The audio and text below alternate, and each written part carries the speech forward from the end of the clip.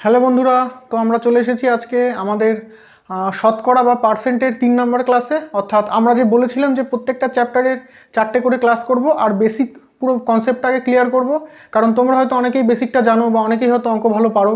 তো এই ভিডিওটা কিন্তু তাদের জন্য না।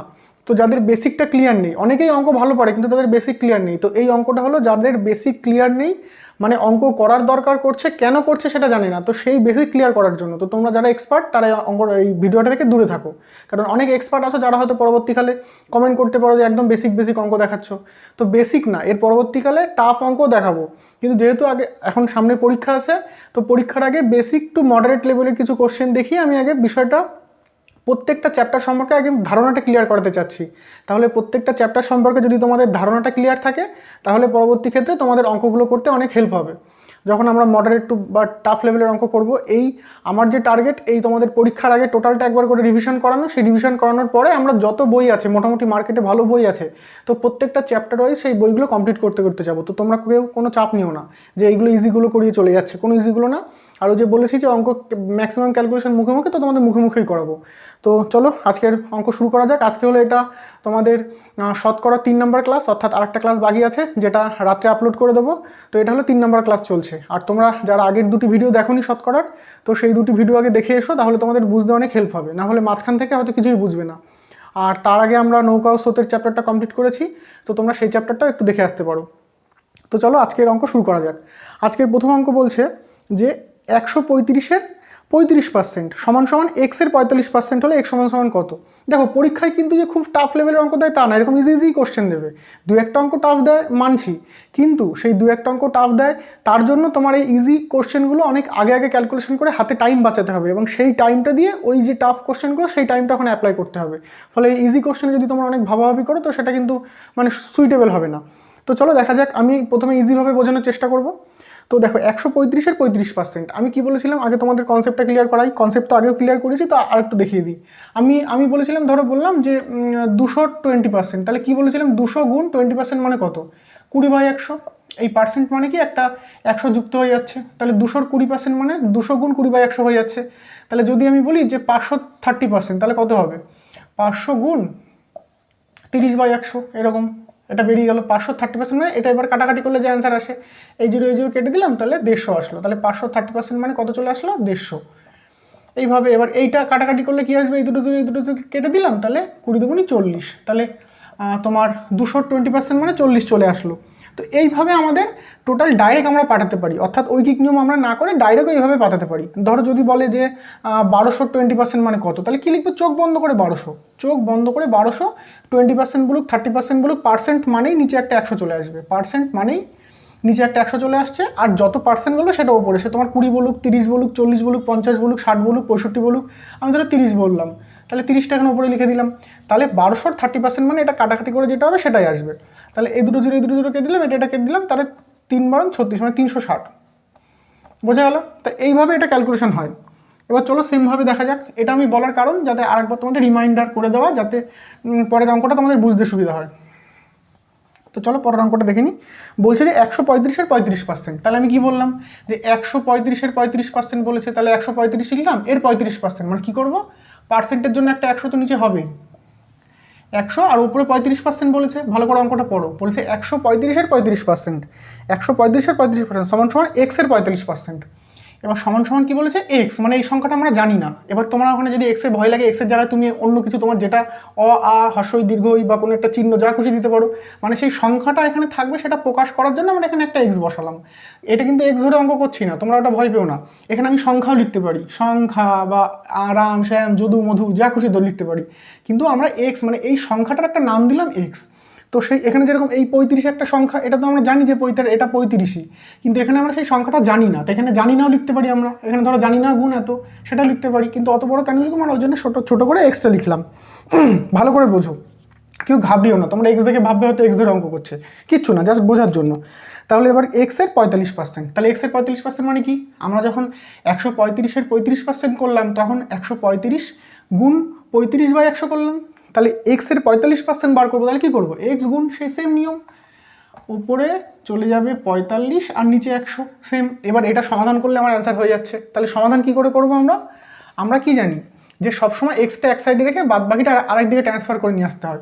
তো আর একটা জিনিস তোমরা নিশ্চয়ই জানো যে এই মাঝখানে সমান সমান থাকলে যখন সমাধান করতে হয় তখন ওপর নিচে কাটাকাটি করা যায়, মানে ওপরেরটা কাটা যায়, নিচেরটা কাটা যায় যখন ওরা এই সমান সমানের দুদিকে থাকে। তো তোমরা অত কিছু তোমাদের জানার দরকার নেই, আমি ধরে নিলাম যে তোমরা এসব কিছুই জানো না। তাহলে প্লেন কীভাবে সমাধান করবে? আমরা কি জানি যে এক্সের সমাধান করতে গেলে বা কোনো একটা সংখ্যার মান বার করতে গেলে সেটাকে সবসময় বাদিকে রাখতে হয়। তো আমি তো দেখছি যে আমাদের অঙ্ক হিসাবে আমরা পাতালাম, আমরা অত ভাবিনি, ভাবো যে আমরা অত ভাবিনি, না ভেবে আমরা পাতিয়ে গিয়ে দেখছি যে এক্সটা আমার ডান দিকে চলে আসলো। তাহলেও ক্যালকুলেশন করা যাবে, তাহলেও এটা উল্টে গিয়ে এদিকে চলে আসবে। কিন্তু তাও যদি তোমাদের বুঝতে অসুবিধা হয় আর একটা স্টেপ করে নাও। আমি একদম বেসিক করে বলে দিচ্ছি, মানে তোমাদের যে কিচ্ছু জানো না সেও করতে পারবে। হয়তো আমি যদি এখন এটাকে ডাইরেক্ট এক্সটা পাশে রেখে এদিকে ঘুরে নিয়ে চলে আসি, অনেকে ভাববে যে এক্স তো আমরা বাদিকে রেখে ক্যালকুলেশন করি, ডান দিকে রেখে কী করে হচ্ছে, মানে যারা একদম বেসিক জানো না তারা হয়তো ভাববে। তো কোনো ধারণার বিষয় নেই, আমি এই সমান সমানের দুদিকে আমি যা খুশি করতে পারি, এ পাশের টেপাশে আনতে পারি, এ পাশের টেপাশে নিয়ে যেতে পারি, সেটাই করে নিই। তোমাদের এইটা আমি এ পাশে নিয়ে আসছি, তাহলে কী হয়ে যাবে, এক্স গুণ 45/100 লেখা যায়। তো এটা সাইড চেঞ্জ করে তো লেখাই যেতে পারে, মানে এইটা আমি এপাশে নিয়ে আসলাম, এটা এপাশে নিয়ে চলে যাবো। আর ওখানে কত আসছে, 135 গুণ 35/100 এটা চলে আসলো। এবার কোনো বুঝতে অসুবিধা, জাস্ট আমি এটা চেঞ্জ করে নিলাম। এটা কিন্তু একদম বেসিক অঙ্ক, এটা করতে কিন্তু 5-7 সেকেন্ডের বেশি লাগবে না, আমি বোঝাচ্ছি বলে তোমাদের এত কিছু করে বোঝাচ্ছি, আর কিছুই না। তো এই 5-7 সেকেন্ড বলতে তুমি জাস্ট কাটাকাটিটা করবে পাতি, আর কিচ্ছু না। এবার আমি এক্সের মান বার করবো, তাহলে বাকিটা অবশ্যই চলে যাবে। এবার বাকিটা আমরা কি দেখছি, এই 135টা আছে মানে কি, এই 135-এর নিচে কিছু নেই মানে এটা 1 আছে, তাই তো? নিচে কিছু না থাকা মানে আমরা 1 ধরে নিতে পারি। তো আমরা এক্সের মান বার করবো, তাহলে এক্স সমান সমান এই যে এই সংখ্যাটা এপাশে গুণে ছিল, তাই তো? তাহলে আমরা কি জানি, সমান সমানের এপাশে যদি সমান সমানের এপাশে গুণ থাকলে ওপাশে গিয়ে সেটা কি হয়ে যায়, ভাগ হয়ে যায়। বা সমান সমানের এপাশে যদি ভাগ থাকে ওপাশে গিয়ে সেটা গুণ হয়ে যায়, মানে বিপরীত হয়ে যায়। এপাশে যোগ থাকলে ওপাশে গিয়ে সেটা বিয়োগ হয়ে যায়, এপাশে বিয়োগ থাকলে ওপাশে গিয়ে সেটা যোগ হয়ে যায়। এটা তো বেসিক কনসেপ্ট, এটা নিশ্চয় তোমরা সবাই জানো। তাহলে এখানটায় গুণ আছে, তাহলে ওপাশটা গিয়ে কী হয়ে যাবে, এই যে গুণ আছে তাহলে ওপাশটা গিয়ে ভাগ হয়ে যাবে। তাহলে আমি ওপাশটা কী জানি, ওপাশটা কী পাচ্ছে কি, আমরা অটোমেটিক কী আছে, আমরা তো দেখছি ওখানে অটোমেটিক 135 গুণ ওপরে 35 তো আছেই, আর নিচে কি পড়ে আছে, এই 1 গুণ 100 পড়ে আছে। এইবার এর সাথে আবার কী গুণ হবে, এটা ওপাশে চলে যাবে, এপাশে গুণে আছে ওপাশে গেলে এটা ভাগে হয়ে যাবে। এবার আমরা এটা নিচে বাই দিয়েও ভাগ লিখতে পারি, আর ভাগটাকে আমরা ডাইরেক্ট কী করে লিখতে পারি, এটা উল্টে লিখতে পারি না? তোমরা বিষয়টা জানো তো? ধরো এখানটায় আমার 2/3 আছে, তাহলে এটাকে আমরা কি লিখতে পারি, এটা হলো মেন ভাগ, তাহলে এটাকে আমরা লিখতে পারি 2 গুণ 2/3, মানে এই ভাগটাকে জাস্ট মাঝখানে সাইন চেঞ্জ করে উল্টে দেওয়া যায়।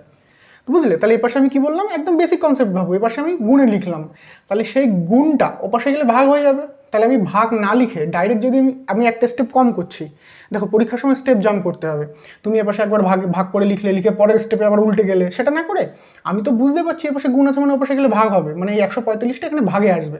তা আমি ভাগের ক্ষেত্রে আবার পরের স্টেপে গিয়ে আবার উল্টাবো, তা না করে আমি ডাইরেক্ট উল্টে দিই, মাত্র তো একটাই সংখ্যা। তাহলে ভাগের থেকে যদি গুণ করতে চাই এখানে উল্টে দিলাম, তাহলে এটা উল্টে দেবো, উল্টে দিয়ে এখানে উপরে 100 চলে যাবে আর নিচে 45 চলে আসছে। কোনো কিচ্ছু না, কেউ কোনো হেডেক নিও না, ভাবছো যে এত বড়, কোনো বড় কিচ্ছু না, আমি জাস্ট ভেঙে বোঝাচ্ছি। আর তোমাদের এইটা আমি এটা বোঝাচ্ছি মানে ভেবো না যে এটা এই চ্যাপ্টারের অঙ্ক, মানে এর মধ্যে আর দেখো কত কিছু বুঝে নিলে তোমরা, যে সাইড চেঞ্জ করলে কী হয় বা কোনটা কী করা যায়, ছোটোখাটো সব কিছু আমি বলে দেবো। তো এখানে এই 100 কেটে গেল, আর এখানে আমি কি দেখছি, এই 45 কেটে দিয়ে কাটলে 3 হয়, 45 দুগুণে 90, 3 45 135। এবার আর কি থাকছে এখানে, তাহলে 3 5 15 5 হাতে 1 3 3 9 1 10, তাহলে কত চলে আসছে 105 অ্যান্সার।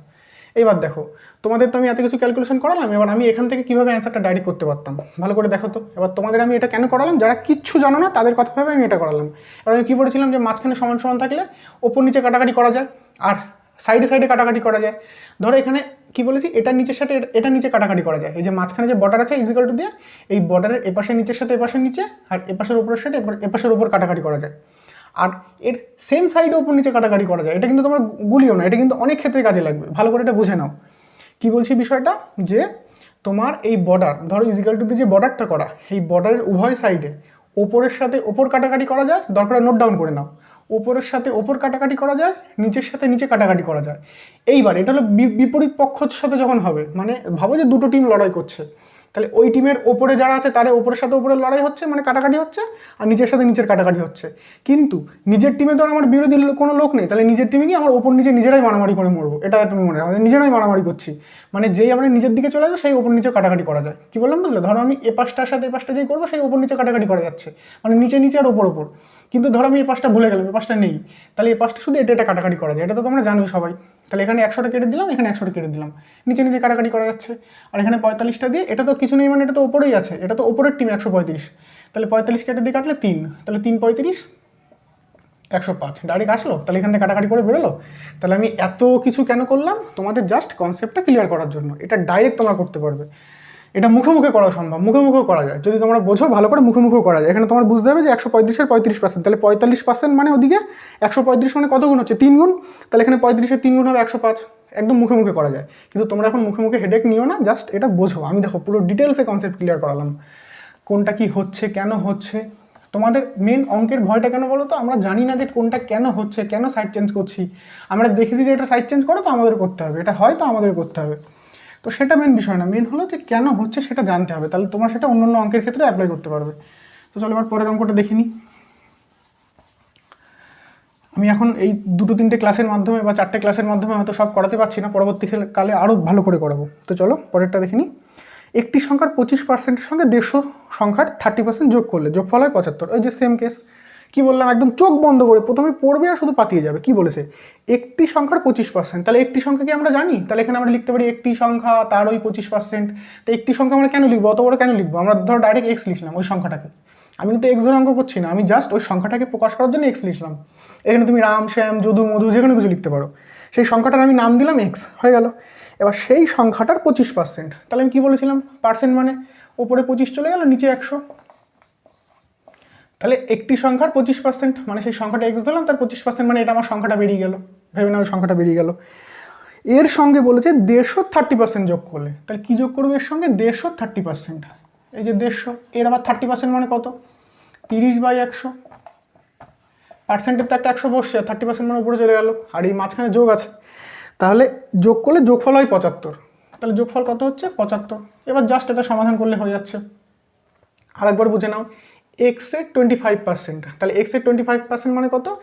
এক্স গুণ 25/100। কিচ্ছু না, কোনো হেডেক নিও না, একদম ইজি ব্যাপার। ভাবো না যে এত বড় কিছু লিখে দিল, তুমি জাস্ট পড়ো আর লিখে যাও।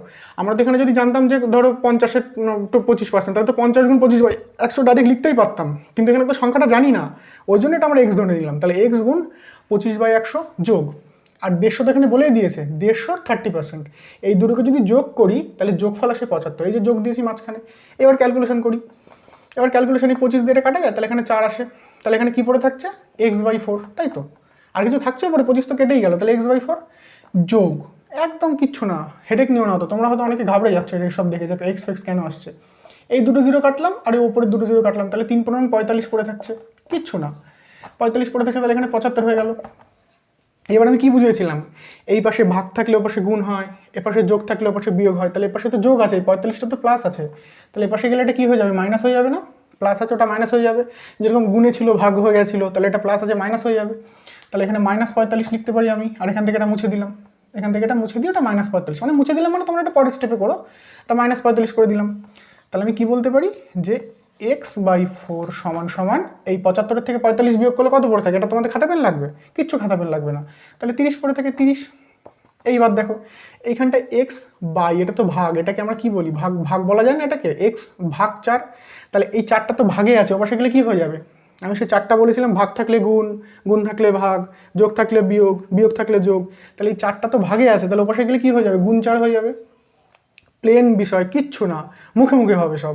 তাহলে কত হচ্ছে? x = 120 হয়ে গেল। এবার দেখো তোমরা মুখে মুখে কীভাবে করতে পারবে, দেখো প্রত্যেকটা অঙ্ক আমি মুখে মুখে বলে দেবো। বলেছি যে একটি সংখ্যার 25%-এর সঙ্গে 150 30%, তাহলে 150 30% মানে কত? তোমরা মুখে মুখে করো, 3 × 45। তাহলে বলছে এক্সের 25%, তাই তো? এক্সের 25% কত আমরা জানি না, এটা আমরা ব্ল্যাঙ্ক রেখে দিলাম। সঙ্গে বলেছে 150 30%, 150 30%, তো হ্যাঁ 150 30% মানে 45 যোগ করলে 75 আসে। তাহলে এই 45টা অবশ্যই গিয়ে বাদ দিয়ে দেবো। তাহলে 45টা অবশ্যই বাদ দিলে 75-এর থেকে বাদ দিলে কত পড়ে থাকছে? 30 পড়ে থাকছে। তাহলে আমি বলতে পারি তো যে 25% মানে 30। এই যে এক্সের 25% মানে 30, তাহলে 25% মানে 30 হলে 100% মানে কত? তাহলে 25-এর 100% কত গুণ? 4 গুণ। তাহলে 30-এর 4 গুণ 120। কিচ্ছু না, অঙ্ক শুধু জিকের মতন দেখাবে। আমার সাথে অঙ্ক করে কোনো ভয় নেই, জিকের মতন দেখাবে। দেখো এই সময় আমি এত কিছু মানে রামায়ণ পাঠ করছি, মানে তুমি ভেবো না যে এত কিছু এত বড়, আমি মুখে মুখে করে দেবো সব কয়েক সেকেন্ডে। তো তোমরা সাথে থাকো, প্রথমেই অত মুখে মুখে করার চেষ্টা করো না, হয়তো তাহলে সমস্যায় পড়বে। যাই হোক, এবার কি বলছে, জলকে বরফে পরিণত করলে 10% আয়তনে বাড়ে। এবার আমি কি দেখছি, জল। এবার পার্সেন্ট মানে আমি কি ধরে নেবো, আগের ক্লাসে তোমাদের বলেছিলাম পার্সেন্ট থাকলে যদি কোনো সংখ্যা বলে না দেয় তাহলে আমাদের ক্যালকুলেশনের সুবিধার্থে আমরা 100 ধরে নেবো, তাহলে পার্সেন্ট করতে সুবিধা হয়। কারণ পার্সেন্ট মানেই তো আমরা জানি যে 100-র মধ্যে হতো। কি বললাম বুঝলে, পার্সেন্ট মানেই আমরা চোখ বন্ধ করে 100 ধরে নেবো। এবার এখানে কি কোনো বাস্তব মান বলে দিয়েছে, বলে দেয়নি, কিন্তু পার্সেন্টের অনেক ক্যালকুলেশন আছে। তাহলে পার্সেন্টের ক্যালকুলেশন যাতে আমরা ইজিলি করতে পারি তার জন্য আমরা সংখ্যাটা কত ধরবো যাতে আমাদের পার্সেন্টের ক্যালকুলেশন করতে সুবিধা হয়, 100। আর তুমি 100-র জায়গায় 110, 120, 30, 40, 37, 35, 50, 100, 100, 1000, কোটি যা খুশি ধরতে পারো, কিন্তু ধরলে ক্যালকুলেশন তো সুবিধা হবে না। আমি 100টা কেন ধরছি, যেহেতু পরে আমার পার্সেন্টের ক্যালকুলেশন আছে, আর 100 থাকলে আমার পার্সেন্টের ক্যালকুলেশন আমি মুখে মুখে করতে পারবো, ওই জন্য আমি সংখ্যাটা 100 ধরে নিচ্ছি। তো কি বলেছে, জল জমে বরফে পরিণত হলে 10% আয়তনে বাড়ে, তাই তো। ধরো এটা জল, এটা জল আর এটা বরফ, লিখলাম, ঠিক আছে, জল আর বরফ। আমার হাতে লেখা একদম খুব সুন্দর, তো একটু বুঝতে পারলে হলো। তাহলে বলছে যে জল বরফে পরিণত হলে 10% আয়তনে বাড়ে। তাহলে এই যে 10% বাড়ছে, মানে এখানে কি বলছে যে 10% বৃদ্ধি পাচ্ছে, তাই তো। এখানে 10% বৃদ্ধি পাচ্ছে, 10% প্লাস হচ্ছে। এপাশে যেই যাচ্ছে জল থেকে যেই বরফ হচ্ছে 10% প্লাস হয়ে যাচ্ছে, তাহলে আমি 10%টা বাড়াতে হবে। তাহলে আমি এখানে সংখ্যাটা কত ধরবো, কি বললাম, 100 ধরে নেবো যাতে আমার পার্সেন্ট করতে সুবিধা হয়। তাহলে 110% আমি মুখোমুখি করতে পারি, তো 110% মানে কত, 10ই হবে। 120% মানে 20, 130% মানে 30, 155% মানে 55, যাই ধরবো না কেন, ওই জন্য তো আমরা 100 ধরলাম যাতে আমাদের ক্যালকুলেশনে সুবিধা হয়। নইলে দেখুন আমি 1 কোটিও ধরতে পারতাম, বা এখানে 2ও ধরতে পারতাম, 10ও ধরতে পারতাম। ওখানে আমরা 100 ধরার কারণই যাতে ক্যালকুলেশনে সুবিধা হয়। তাহলে জল জমে বরফে পরিণত হলে 10% বাড়ে, তাহলে 110% মানে কত বাড়বে, 10 বাড়বে। তাহলে এই 100 আবার 10 বাড়লো, বেড়ে তাহলে বরফে কত গিয়ে দাঁড়াবে, 110 গিয়ে দাঁড়াবে না। তাহলে জল যদি 100 ধরি, বা আমার কিছু বাস্তব মান বলে দেয়নি, ওই জন্য আমরা 100 ধরলাম। তাহলে জল 100, 10% মানে 10 বাড়ছে। 10টা কেন আমি 100 কেন ধরলাম, যাতে 10টার ক্যালকুলেশনটা সুবিধা হয়। এটা বাড়ছে মানে প্লাস করে দিলাম, তাহলে বেড়ে এটা 110 হয়ে গেল, কোনো কিচ্ছু না, জাস্ট যোগ বিয়োগ হয়ে গেল। এইবার কি বলেছে, এইবার ধরো আমি বরফটাকে আবার গলিয়ে জল করব, তাহলে এটা কত পার্সেন্ট কমবে। তার মানে দেখো এখান থেকে আমি এখানে গেলাম, এখান থেকে এখানে গেলাম। এইবার বলে দিয়েছে যে এখান থেকে যদি আমরা উল্টে এখানে আসি তাহলে কত পার্সেন্ট কমবে। তোমরা হয়তো ভাবছো যে 10% বাড়লো তাহলে 10% কমবে, না 10% কমবে না, কারণ এটা এই 100-র 10% বেড়েছিল, আর এটা যদি কমে তাহলে 110-এর 10% কমাতে হবে, তার মানে এটা 11 কমাতে হবে। কিন্তু তাহলে 11 কমালে কিন্তু 99 হয়ে যাবে, কিন্তু এখানে তো আমার 100-তে ফেরত আনতে হবে। কি বললাম, ক্লিয়ার হলো। এইখানে আমরা 100-র 10% বাড়িয়ে 110 করেছি। তোমরা হয়তো ভাবছো যে এটা 10% বাড়িয়েছি, তাহলে কমানোর সময় আবার 10% কমিয়ে দেবো, তাহলে তোমার এখানে ফিরে আসবো। কিন্তু এখন আর 10%-এর ক্যালকুলেশন হবে না, কারণ এখন এটা 100 আর নেই, এখন এটা 110 হয়ে গেছে। ফলে এখানে 110-এ 10 কমাতে হবে। কি বললাম বুঝলে, এটা 100-তে 10 বেড়েছিল, আর এটা যদি আবার আমি 100-তে ফেরত আনতে চাই তাহলে 110-এ কত কমাতে হচ্ছে, 100-তে ফেরত আনতে গেলে। এটা কি খাতা পেন লাগছে তোমার বার করতে, আমার এখন আছে 110, সেখান থেকে আমি কমিয়ে 100 আনবো, তাহলে আমার কমাতে হবে কত, তাহলে আমার 10 কমাতে হচ্ছে না। তাহলে পার্সেন্ট ক্যালকুলেশন সবসময় কার উপর হয়, বেস পয়েন্ট মানে যার থেকে কমছে বা বাড়ছে। ভালো করে বুঝে নাও, পার্সেন্টের ক্যালকুলেশন সবসময় বেস পয়েন্টের উপরে হয়, মানে যার উপর ভিত্তি করে বাড়ছে বা কমছে। বেড়ে বা কমে যেটা হচ্ছে সেটা আমার কোনো মানে ম্যাটার করে না, আমার যার উপর ভিত্তি করে বাড়ছে বা কমছে তার উপরে আমার পার্সেন্টের ক্যালকুলেশন হবে। বোঝা গেল। আর একবার ক্লিয়ার করে নাও, এখানে কি দেখছিলাম যে এটা তখন বেস পয়েন্ট ছিল, 10% বাড়ছিল, কার ওপর বাড়ছিল, এই 100-র উপরে, তখন এটা আমার বেস পয়েন্ট ছিল, এই জন্যে এরপরে 10% বাড়লো। এইবার বলছে যে এই 110-এ আবার 10 কমছে, তাহলে এখন কার উপরে বেস করে কমছে, এখন কি বেস পয়েন্ট এটা আমার এখান থেকে আসছে, মানে এখন আমার বেস পয়েন্ট হয়ে গেলো এটা, ফলে আমার কমা বাড়া সব ক্যালকুলেশন আমার এখন এরপরে হবে। এটা এখন তুমি ভুলে যাও একদম, এটা আমি জিকের মতন দেখানো দেখিয়ে দিচ্ছি, তোমরা কোনো ভাবিও না। তাহলে 110-এ কত কমবে, 10 কমবে, বোঝা গেল। এটা পুরো ক্লিয়ার, আমরা এখন 100-র পরে কোনো ক্যালকুলেশন করবো না। তাহলে 110-এ কমছে 10, তাই এটাকে আমরা ডাইরেক্ট পার্সেন্ট বলতে পারি। 110-এ 10 কমছে, এটাকে আমরা ডাইরেক্ট পার্সেন্ট বলতে পারবো না। এবার এটাকে আমার পার্সেন্টে কনভার্ট করতে হবে, আর পার্সেন্ট মানে বা শতকরা মানে সেটা 100-তে কতবার করতে হবে, সেটা 100-তে কত। ধরো বলে দিলাম যে আমার 1 কোটি টাকায় 2 লাখ টাকা সুদ হয়, তাহলে আমার কত পার্সেন্ট সুদ, তাহলে 1 কোটিতে 2 লাখ হচ্ছে, একে কত, 100-ই কত। ধরো বললাম আমার 50 লাখ টাকায় 10 লাখ টাকা সুদ হয়, তাহলে কত সুদ, 50 লাখে 10 লাখ, তাহলে একে কত, 100-ই কত। সেরকম আমার এখানে কমছে, 110-এ 10 কমছে, তাহলে কত পার্সেন্ট কমছে, একে কত, 100-ই কত। সবসময় পার্সেন্ট শতকরা বার করা মানে 100-তে কত বার করতে হবে, একদম ঠান্ডা মাথায় ভেবে নাও, শতকরা মানে 100-তে কত। তাহলে একে কত বার করতে হবে, 110-এ 10 কমছে, একে কত, এত বাই 110 হয়ে গেল। আর আমার বার করতে হবে কত, শতকরা মানে এই যে 100তে কত বার করতে হবে, তাহলে এই 100টা এখানে গুণে চলে যাবে, ঐকিক নিয়ম, কিচ্ছু না, এটা কেটে দিলাম, তাহলে উপরে 100/11। এবার 9×9 তাই তো, 9×9 = 81, হ্যাঁ 1/11, 9×9 99 তাহলে 9×1 = 11%, তাহলে কত শতাংশ কমছে, 9×1 = 11%। আর একবার ক্লিয়ার করে না যদি তোমাদের বুঝতে সমস্যা হয়, বলেছে যে জল বরফে পরিণত হলে 10% বাড়ছে। দেখো তোমরা হয়তো ভাবছো ইজি জিনিস বুঝে গেছি, কিন্তু এইটাই ভালো করে ক্লিয়ার করো, এটা আমি বলছি মানে কিন্তু এর মধ্যে প্রচুর ছোটোখাটো জিনিস আছে যেগুলো তোমাদের ক্লিয়ার হলে তোমরা পরবর্তী অঙ্ক অনেক ভালোভাবে করতে পারবে। অঙ্ক মানে ইজি তোমার হয়ে যাচ্ছে মানে সেটা ইজি ভেবে চলে যাবে না, তার মধ্যে অনেক কিছু শেখার জিনিস আছে।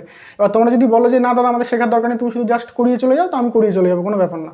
আমি পুরো একদম যা ভেতরে ছোটো ছোটো পয়েন্ট আছে আমি সব তোমাদের বলে দেওয়ার চেষ্টা করি। তো এখানে 100তে 10% বেড়ে 110 হলো, আমার বেস পয়েন্ট ছিল এইটা, ওই জন্য এরপরে 10% বেড়ে হয়েছে। এইবার পরে যখন কমছে তখন আমার বেস কি এটা থাকছে না এটা থাকছে, বেস আমার তখন এটা হয়ে গেল, এবার কমবে বাড়বে সব এটার পর হিসাব হবে। এইবার এখান থেকে যদি আমার 100 ফেরত আনতে চাই তাহলে কত কমাতে হবে, 10, 20, 30, 40 কত কমাতে হবে, আমার 10ই কমাতে হচ্ছে, কারণ 20 কমালে তো এটা 90 হয়ে যাবে, তাহলে আমার ফেরত তো আমার 100তেই নিয়ে আসতে হবে, তাহলে আমার 10 কমাতে হচ্ছে, তাহলে 110-এ আমি 10 কমাচ্ছি। যদি আমার এটা 100তে 10 কমাতে হতো তাহলে তো আমি ডাইরেক্ট বলেই দিতাম যে 10%, কিছু করাই লাগতো না, কারণ 100তে 10 কমাচ্ছি মানেই তো 10%। কিন্তু এটা তো 100তে 10 না, এটা বলেছে 110-এ 10 কমছে, তাহলে 110-এ 10 কমছে, একে কত 100 কত, যে 110-এ 10 কমছে একে কত 100 কত, কাটাকাটি করলে 9×1 = 11। এবার দেখো যে তোমাদের একটা চার্ট মুখস্থ করতে বলেছিলাম মনে আছে, তোমাদের কালকে একটা চার্ট লিখে দিয়েছিলাম, 1% মানে এত, 2% মানে 1 মানে 100%, 1/2 মানে 50%, 1/3 মানে 33/1/3। সেই চার্টটা যদি তোমার মুখস্থ থাকতো এই অঙ্কটা পড়ার আগে অ্যান্সার হয়ে যেত। কীভাবে, আর এরকম টাইপসের কোন অঙ্ক অ্যান্সার হয়ে যাবে সেটা একটু তোমাদের শর্টকাটে দেখিয়ে দিই, তাহলে পরীক্ষার সময় তোমরা টিক্স ফলো করে করতে পারবে। তো চলো সেটা একটু দেখে নিই। দেখো জিকের মতো না, তো কিচ্ছু করা লাগবে না, তোমার কনসেপ্টটা ক্লিয়ার থাকলে কিচ্ছু করা লাগবে না। চলো এবার একটা মজার জিনিস দেখাচ্ছি, যদি এই মজার জিনিসটা ভালো লাগে তো অবশ্যই কমেন্ট করে জানিও, দেখা যাক তোমাদের ভালো লাগে কি না। তোমরা তো অনেকেই জানো বিষয়টা, কিন্তু যারা জানো না আমার উদ্দেশ্য তাদেরকে জানানো, যারা জানো তো তারা তো খুব ভালো কথা, তো যারা জানো না তারা জেনে নাও। আমি কি বলেছিলাম আগের দিনে 4টা মুখস্থ করতে, তো তোমরা যারা 4টা মুখস্থ করছো আমি বুঝিয়ে দিয়েছিলাম, তো তোমরা যারা 4টা মুখস্থ করছো খুবই ভালো কথা, আর যারা করোনি তাদের আরও ভালো কথা, তোমরা খুব তাড়াতাড়ি চাকরি পেয়ে যাচ্ছ। তাহলে ওই যে 4টা আমি কি বলেছিলাম, ধরো 4টা আমি আগে লিখি, আর একটা ছোট্ট করে একটু লিখে নিই। এক অংশ মানে কি বলেছিলাম, 100%। একটু টাইম নিয়ে আমি একটু লিখে নিচ্ছি, তাহলে তোমাদের সুবিধা হবে। দেখো এই একটা চার্ট লিখে তোমাদের কত অঙ্ক ক্লিয়ার হয়ে যাবে এখান থেকে। তোমরা এখন ভাববে ও এই অঙ্কটা এইভাবে করে, এরকম ভাববে, তাহলে 1/2, 1/3, 1/4, 1/5, 1/6, 1/3 মানে কত, 33/1/3। এটা কিন্তু মুখস্থ কোনো বিষয় না, এটা শুধু তোমার বোঝার জিনিস। 1/4 মানে 25%, 1/5 মানে 20%। এটার অ্যাপ্লাইটা তোমাকে যখন বোঝাবো না তখন তুমি ভাববে বাহ অঙ্ক এত সোজা। তাহলে 1/6 মানে কত, 16×2=3। এগুলো কী করে এসছে আমি কিন্তু সেটা কিন্তু তোমাদের বুঝিয়েছিলাম। 1/6 হয়ে গেল। এবার এইটার পরে আমি আবার এখান থেকে শুরু করছি, ভেবো না এটা আমার নতুন চার্ট, এইটার পরে আর জায়গা নেই বলে আমি এখান থেকে শুরু করছি। একটা দাগ দিয়ে দিই। এবার এটা 1/7 হয়ে গেল, 1/7-এর পরে 1/8, 1/9, 1/10, 1/11। দেখো এবারে 4টা কী করে তোমরা সমাধান করবে। 1/7 মানে 14×2=7%, 1/8 মানে 12.5%, 1/9 মানে 11×1=9%, 1/10 মানে 10%, 1/11 মানে 9×1=11। আমার হাতে লেখা খুব সুন্দর, একটু ভালো করে বুঝে নিও, মানিয়ে নিও।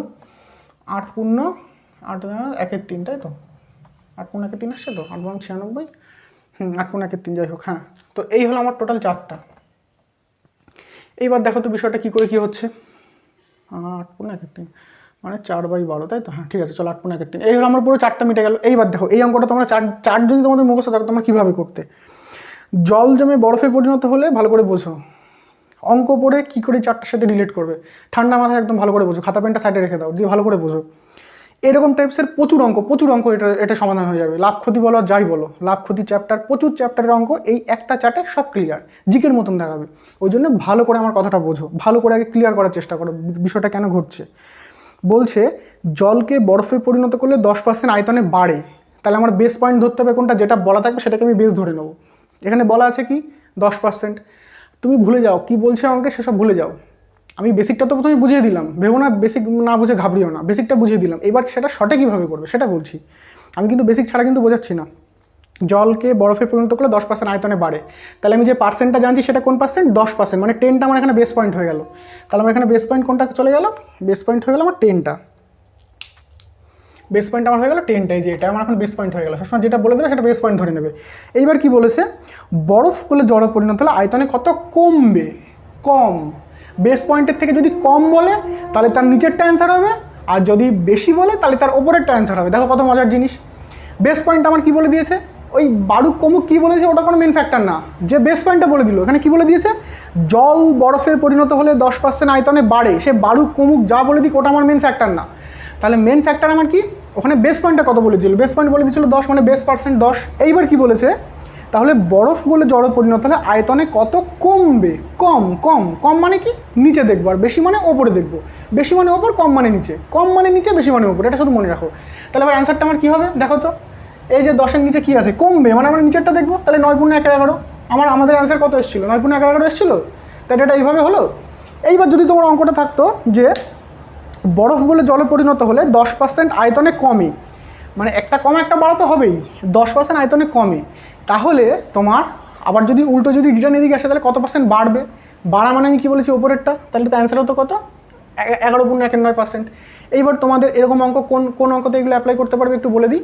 তোমাদের দেখবে এমন এরকম অঙ্ক থাকে যে ধরো কোনো একটা প্রোডাক্টের দাম, ধরো বলে যে চালের দাম 10% বৃদ্ধি পেলো, এরকম অঙ্ক প্রচুর আছে। চালের দাম বা ডালের দাম বা সামথিং কোনো জিনিসের দাম 10% বৃদ্ধি পেলো। এবার খরচ সে বাড়াতে চায় না, আমার দাম বেড়ে গেল, মানে আমার ধরো অ্যাফোর্ড করতে পারছি না আমি খরচটা, আমি তাহলে প্রোডাক্টের ব্যবহার কিছুটা আমার কমাতে হবে। ধরো কোনো একটা প্রোডাক্ট আমি ইউজ করছিলাম 100 টাকা দিয়ে, সেই প্রোডাক্টটার দাম বেড়ে এখন 120 টাকা হয়ে গেল, কিন্তু আমার ইনকাম সে 100 টাকায় আছে, তাহলে আমি কি সে 120 টাকা দিয়ে ইউজ করতে পারবো? পারবো না। তাহলে আমার বাধ্য হয়ে আমার কী করতে হবে? আমার প্রোডাক্টটা কিছুটা কম নিতে হবে। এখন দাম বেড়ে গেছে মানে প্রোডাক্টটা কিছু কম নিতে হবে। এইবার তোমার প্রশ্ন হলো যে দাম 20% বেড়ে গেল, আমার খরচা আমি সেম রাখতে গেলে আমার প্রোডাক্ট কতটা কম নেব? তাহলে কি বলেছিলাম? 20% বাড়লো, তাহলে প্রোডাক্ট কতটা কম নেবো? কম মানে নিচে। তাহলে 20%-এর নিচে কী আছে সেটা অ্যান্সার হবে। 20% কোথায়? এই 20% নিচে 16×2=3, তাহলে 16×2=3 অ্যান্সার। দেখো কত মজার জিনিস, তোমার কিছু করা লাগবে। আর যারা ক্যালকুলেশন করবে তারা বড় করে বসে বসে ক্যালকুলেশন করবে। তো এর বেসিকটা কিন্তু আমি বুঝিয়ে দিলাম কেন হচ্ছে। তারপরেই চারটা। এবার ধরো বললো যে কোনো একটা সংখ্যাকে 50% বাড়ানো হলো, সেই সংখ্যাটাকে আবার পুনরায় ফেরত আনতে গেলে কত পার্সেন্ট কমাতে হবে? কত পার্সেন্ট কমাতে হবে? তাহলে 50%-এর কম মানে নিচে দেখবো। তাহলে 50%-এর নিচে কী আছে দেখো তো। এই যে 50% বেস, তার নিচে আছে 33.13, অর্থাৎ 33.13% কমাতে হবে। এই তো অঙ্ক মানে একদম ইজি বিষয়, কোনো কিছুই না। এইভাবে এই চার্ট ফলো করে তোমরা প্রচুর অঙ্ক করতে পারবে। তো চলো এবার পরের অঙ্কটা দেখিনি, যদি কোনো সমস্যা হয় বলো, আর এই চার্টটা যদি তোমাদের ভালো লেগে থাকে তাহলে একটু কমেন্টে জানিও। দেখেছো এইটা দিয়ে তোমরা, আমি তো দুটো একটা উদাহরণ তোমাদের দিলাম, ভিডিওটা বড় হয়ে যাবে, নাহলে প্রচুর প্রচুর প্রচুর উদাহরণ আছে এরকম টাইপসের অঙ্ক আছে, যেটা এই চারটা যদি তোমার মনে থাকে না, জিকের মতন দেখাবে। জিকে যেরকম দেখায় না, অঙ্ক করে জিকের মতন টিক দেয়। তো অঙ্ক নিয়ে আমরা সবাই ভয় পাই বিনা কারণে, অঙ্কের মতন মজার জিনিসের আছে। অঙ্ক আমরা প্রতিনিয়ত ইউজ করছি, এখানে সেখানে প্রত্যেকটা জায়গায় অঙ্ক ইউজ করছি, তবুও আমরা অঙ্ক নিয়ে ভয় পাই। তো চলো পরেরটা দেখে নিই। বলছে কোনো একটা সংখ্যা 60% 30 হলে সংখ্যাটি কত? এবার দেখো কোনো একটা সংখ্যা 60% বলেছে 30, এগুলো কিন্তু সব মুখে মুখে হবে, তোমরা হয়তো অনেকে মুখে মুখে করেও ফেলেছো। তাহলে কোনো একটা সংখ্যা, সেই সংখ্যাটা আমরা জানি না, যেহেতু পার্সেন্ট আছে তাহলে সংখ্যাটা আমরা কত ধরে নেবো? আমরা যখন কোনো কিছু জানি না আর যখন আমরা পার্সেন্টে ক্যালকুলেশন করবো তখন কত ধরে নেবো? একদম ঝট করে মাথার মধ্যে নিয়ে চলে আসো, তো তখন আমরা 100 ধরে নেবো, যাতে আমার পার্সেন্ট করতে সুবিধা হয়। এতক্ষণ ধরে যে সেম নিয়ম আমি বলে আসছি, তাহলে আমি ধরে নিই সেই সংখ্যাটা 100। তাহলে সংখ্যাটা আমি ধরে নিলাম 100। কেন ধরলাম? কারণ যাতে পার্সেন্ট করতে সুবিধা হয়। যেহেতু আমার কোনো সংখ্যা বলে দেয়নি তাই আমি 100 ধরলাম, যাতে আমার ক্যালকুলেশন সুবিধা হয়। বলেছে সেই সংখ্যার 60% মানে 30, তাহলে এই 60% মানে কত? এই 60% মানে তাহলে 60ই হবে। তাহলে এই 60 মানেই বলে দিয়েছে এর বাস্তব মান 30, এটা কিন্তু বাস্তব মান। আর আমি এটা 100 কেন ধরলাম? যাতে এর পার্সেন্টটা করতে ক্যালকুলেশনটা করতে সুবিধা হয়। তাহলে 100-র 60% মানে কত? 60। এই 60-এর বাস্তব মান, এটা হলো বাস্তব মান, 60-এর বাস্তব মান 30। এবার কি বলেছে? তাহলে সেই সংখ্যাটি কত? তাহলে এই আমার যেটা ক্যালকুলেশনে 60 এসছে তার বাস্তব মান 30, তাহলে এই 100 মানে কত? বিষয়টা ক্লিয়ার হয়নি? আমার যেহেতু পার্সেন্ট আছে, আমি পার্সেন্টের জন্য আমি ক্যালকুলেশন সুবিধার জন্য আমি 100 ধরে নিলাম, তুমি এখানে 500 ধরতে পারতে, কোনো ব্যাপার না, কিন্তু 500 ধরলে তার 60% মানে এখানে 300 হয়ে যেত। তাহলে 300 মানে 30 ক্যালকুলেশন করতাম, আমি অত বড় কেন করবো? যেহেতু পার্সেন্ট আছে আমি 100 ধরে নেবো। তাহলে 100-র 60% মানে কত? 60। যেহেতু 100 ধরেছি, এই 60% করতে যাতে সুবিধা হয়, তাহলে 60। আমার যেটা 60 এসছে, আমি তো 100 ধরেছি, অরিজিনাল সংখ্যা তো 100 না, আমি তো 100 ধরে নিলাম। আমি আমার মতন ধরে নিয়ে ক্যালকুলেশন করে নেব, নিয়ে আমার সাথে বাস্তবের যে রিলেশন দেওয়া আছে সেটা কত গুণ সেই রিলেশনটা বার করব, করে আমি যে কোনো সংখ্যা বার করতে পারবো। প্রত্যেকটা চ্যাপ্টারের অঙ্কের ক্ষেত্রে আমি তোমাদের সেম কথা বলি, সে অনুকূল প্রতিকূল হোক আর এখানে হোক যেটাই হোক। তাহলে আমার যেটা 100 ধরলাম তার 60% মানে 60, সেই 60-এর বাস্তব মান 30। এবার কি বলে দিয়েছে সেই সংখ্যাটি কত, তাহলে সংখ্যাটি আমরা কত ধরেছিলাম, 100 ধরেছিলাম, তাহলে 100 মানে কত বার করতে হবে। এবার এটা কি তোমার ঐকিক নিয়ম লাগবে, আমার 60 মানে অরিজিনাল 30, মানে আমার সাথে অরিজিনাল কত হচ্ছে, অর্ধেক হয়ে যাচ্ছে না। আমি যেটা ক্যালকুলেশন করে 60 বার করেছি তার বাস্তব মান অরিজিনাল মান 30, মানে এটা কত হয়ে যাচ্ছে, অর্ধেক হয়ে যাচ্ছে না, হাফ হয়ে যাচ্ছে না। আর তোমাদের বুঝতে অসুবিধা হলে তোমরা ঐকিক নিয়মে করো, 60 মানে 30, 1 মানে কত, আর 100 মানে কত। আমাদের তো বাড়তে করতে হবে মোট সংখ্যা কত, মানে 100 মানে কত, এটা কেটে দিলাম, এটা কেটে 2, এটা কেটে 50। এবার এটাকে আবার ক্যালকুলেশন করা লাগে, আমার সাথে বাস্তব মানের রিলেশন হলো অর্ধেক, তাহলে এটা আমার, তাহলে এর বাস্তব মান কত হবে, এর অর্ধেক হবে, মানে 50 হয়ে গেল। কি অঙ্ক ক্যালকুলেশন করতে কি লাগবে, এই 60% মানে যে 30 তুমি বুঝে নিলে এটার পার্সেন্টেজ একটা অর্ধেক হয়ে গেল, তাহলে 100 মানে 50 হয়ে গেল, দাগিয়ে দিলে। মানে পড়তে 2 থেকে 3 সেকেন্ডের মধ্যে অ্যান্সার। বলো তোমরা হবে কি না 2 থেকে 3 সেকেন্ডের মধ্যে অ্যান্সার। এইবার পরের সংখ্যা কী বলছে, কোনো একটি সংখ্যার, এই দেখো এটা তোমরা একটু মানে কারেকশন করে নিও, যে এটা হলো 26/2/3 হবে, এটা 26/2/3 হবে। এটা মানে যেহেতু আমি টাইপ করেছি তো একটু টাইপে একটু ওই পূর্ণগুলো দিতে একটু সমস্যা হয়, ফলে একটু মানিয়ে নিও, আমি বলে দেবো কোনগুলো কী সমস্যা হচ্ছে, তোমরা একটু বুঝে নিও। তো ওটা হবে 26/2/3। দেখো এবার আমরা তো একটা রাউন্ড ফিগার করলাম, এবার এটা যদি রাউন্ড ফিগারে না দেয় তাহলে কি করবে, ধরো বললো কোন একটি সংখ্যার 60%, এটা তো হয়ে গেল, কোন একটি সংখ্যার 26/2/3%, তাহলে কোন একটি সংখ্যা আমরা জানি না, তাহলে কী ধরবো, যদি আমার ক্যালকুলেশনের সুবিধা হবে সংখ্যাটি আমরা 100 ধরে নেবো সে আগেরটার মতন। এইবার এর বলেছে 26/2/3, 26/2/3%, তাহলে এর 26/2/3% কত, মানে কি বলেছে 26/2/3% সংখ্যাটি 164 হলে সংখ্যাটি কত, তাহলে এইটা মানে বলে দিয়েছে 164, সেম আগেরটার মতন, শুধু আগেরটা এখানে রাউন্ড ফিগারে বলেছিল, এখন রাউন্ড ফিগারে বলেনি, তাছাড়া কোনো ব্যাপার না। তাহলে এটা রাউন্ড ফিগারে বলেনি, কী করার আছে, আমি এমনি প্লেন ক্যালকুলেশন করে নিই। তাহলে 3 26 কত, 78, 78 আর 2 80, তাই তো। তাহলে এটাকে আমি ভেঙে কি লিখতে পারি, 80/3। এবার 80/3%, এবার পার্সেন্টটা না দেওয়া সমান, কারণ আমরা তো 100 ধরেই নিয়েছি যাতে আমাদের পার্সেন্টের সুবিধা হয়। তাহলে এইটা এই 100-র 80/3% মানে 80/3ই হবে, 100-র 80/3 মানে 80/3ই হবে। যেরকম 100-র 20% মানে 20 হবে, 100-র 50% মানে 50ই হবে, সেরকম 100-র 80/3% মানে সে 80/3ই হবে। তাহলে এবার আমরা কি জানি, এই 80/3 মানে আমাকে বলে দিয়েছে 164, মানে আমাদের ক্যালকুলেশনে যেটা 80/3 এসছে তার বাস্তব মান 164। এবার আমরা কি এটা আগেটা যেরকম মুখোমুখি রিলেশন করতে পারছিলাম, যেটা এটার হাফ হয়ে যাচ্ছে, এটা কি করতে পারছি না। এটাও করা যাবে তুমি যদি একটু মাইন্ডে ক্যালকুলেশন করো, কিন্তু তোমাদের এখন হেডেক নিয়ে লাভ নেই। তো এটা আমরা মাইন্ডে ক্যালকুলেশন করতে পারছি না, তো কী করবে, এটা আমরা একটু ঘুরিয়ে ক্যালকুলেশন, মানে ঐকিক নিয়মে করে দেখি, ঘুরিয়ে না ঐকিক নিয়মে করে দেখি। এবার আমাদের বার করতে বলেছে সংখ্যাটা কত, সংখ্যা মানে এটা মানে কত, তাহলে 80/3 মানে যদি 164 হয় তাহলে 1 মানে কত, 1 মানে হয়ে যাবে এই যে কি বলেছিলাম, এই 80/3। এবার কি বলেছিলাম, এই ভাগের নিচে আবার ভাগ থাকলে এটা আমি গুণ করে লিখে দিতে পারি, তোমাদের আগের অঙ্কের ক্ষেত্রে বোঝালাম। তাহলে এটা আমরা কি লিখতে পারি, 164, এই যে এটাকে ভাগ আছে এটা আমরা উল্টে দিয়ে গুণে লিখতে পারি, তাহলে 164 গুণ 3/80 লেখা যায়। এটা জাস্ট এটা ভাগে আছে বলে আমরা ক্যালকুলেশনের সুবিধার্থে এই ভাগটাকে গুণ করে দেবো, এটা উল্টে দেবো, এই সেম করে দিলাম।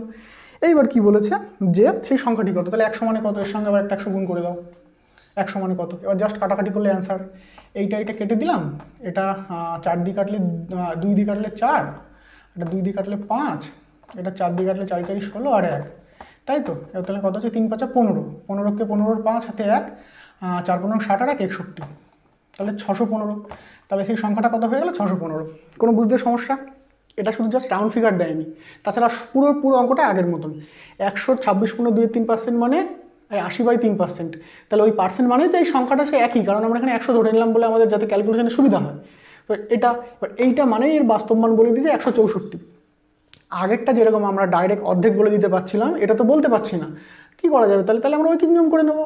তাহলে 80/3 মানে 164, তাহলে 1 মানে কত, 1 মানে এটা বাইরে চলে গেল, আর 100 মানে কত, ঐকিক নিয়ম প্লেন, এই 100 মানে কত 100 গুণে চলে গেল, কাটাকাটি করে ওটা চলে আসলো অ্যান্সার।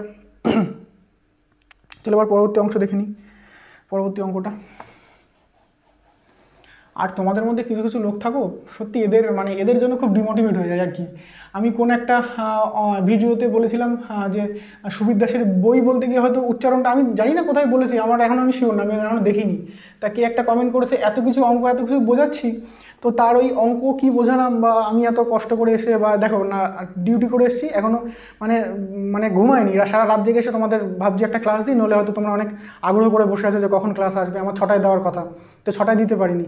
তো আমি এসে পর কোনো রকম ব্যাগ ট্যাগ রেখে একটু মুখ টুক ধুয়ে আমি চলে এসেছি ভিডিও করতে। তো এখনও চোখ টোক দেখে হয়তো তোমরা বুঝতে পারছো সারা রাত ঘুমানো হয়নি, নাইট ডিউটি ছিল। তো এত কিছু করার পরে এসে যখন ওই কমেন্ট দু একটা দেখো, মানে 99 জন লোক ঠিকঠাক কমেন্ট করে, একজন লোক এমন একটা কমেন্ট করে না সেটাই মাথার মধ্যে ঘুরতে থাকে। তো কেন হয় এটা আমি জানি না, নেগেটিভটাই কেন মাথার মধ্যে থাকে। তোমরা এত পজিটিভ কমেন্ট ধরো প্রচুর করছো, কিন্তু তার মধ্যে একটা কমেন্ট যদি খারাপ করেন তো সেটা কেমন একটা জন্য কষ্ট লাগে। তো আগের দিন বলছে দাদা আপনি ওখানে বইয়ের জায়গায় বউ বলেছেন, যাই হোক আমি কখন বলেছি আমি জানি না, কিন্তু উচ্চারণে হয়তো জানি না কি কখন কি গন্ডগোল হয়ে গেছে। তো আমি হয়তো 99.99 কথা ঠিক বললাম, সেটা মেন কথা না, একটা কথা ভুল বললাম সেটা আবার ধরিয়ে দেয় সবাই, সে ঠিক আছে ধরিয়ে দাও।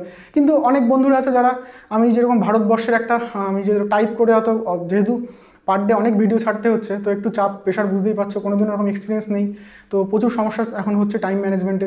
তো তাড়াতাড়ি করতে গিয়ে একটা ভারতবর্ষের বটা গ্যাপ চলে গেছিলো, কারোর চোখে পড়েনি, প্রায় 300-400 লোক দেখেছে, কিন্তু একটা বন্ধু দেখেছে, সে বলেছে খুব ভালো, এইগুলো বলো। তারপরে যেরকম আরেকটা জিকের ক্লাসে আমি যখন নোটসটা তৈরি করছিলাম, যেসব বই দিয়ে কালেকশন করছিলাম, সেখানে তোমার দেওয়া ছিল যে আন্দামান নিকোবর হলো আমাদের, আমরা তো সেটাই পড়ে আসছি, কিন্তু কিছুদিন আগে তো কাশ্মীর ভাগ হয়ে গিয়ে এখন আমাদের লাদাখ হয়ে গেছে সবথেকে বড় কেন্দ্রশাসিত অঞ্চল, সেটা আমার মাথাতেই ক্লিক করেনি।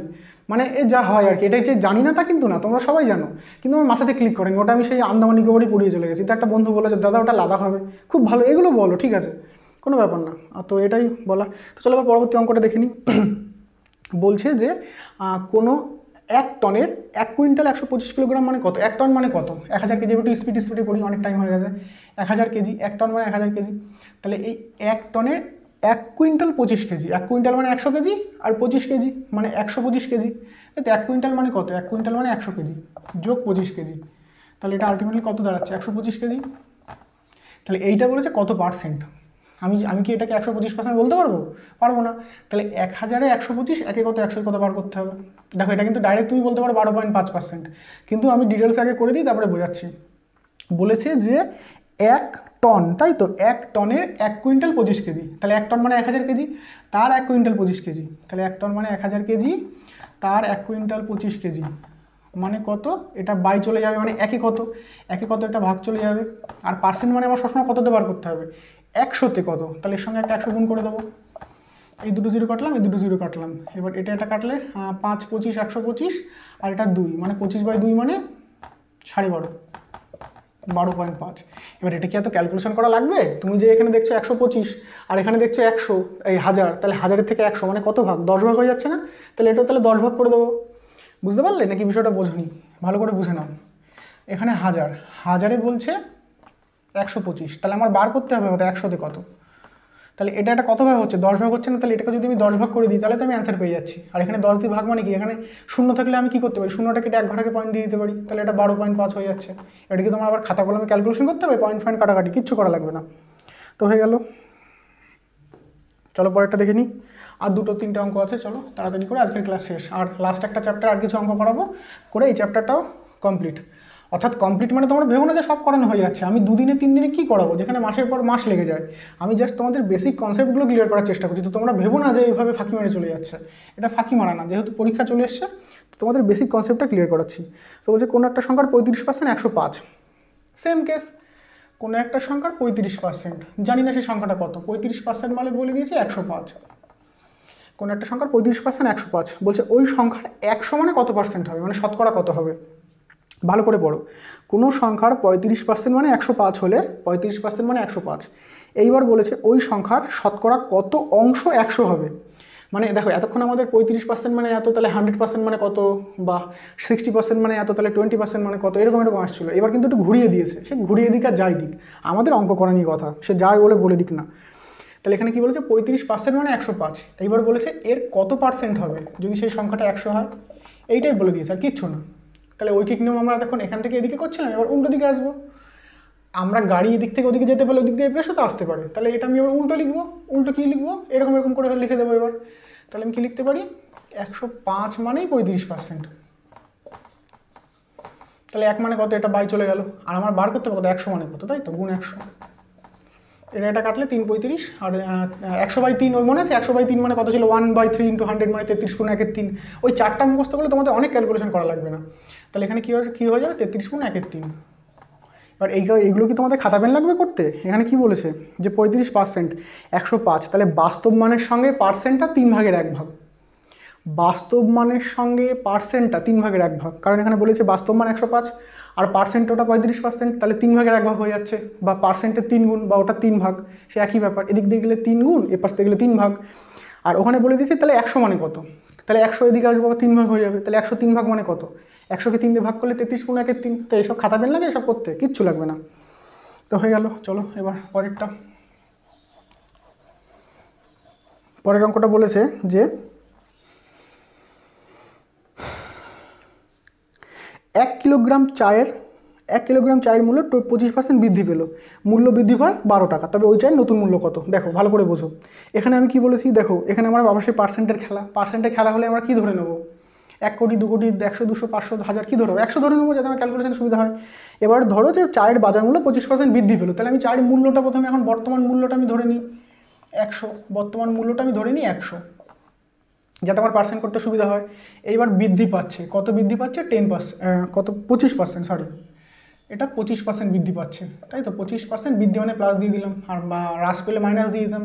এবার 100তে 25% বৃদ্ধি পেয়ে কত হয়ে যাবে, 125 হয়ে যাবে।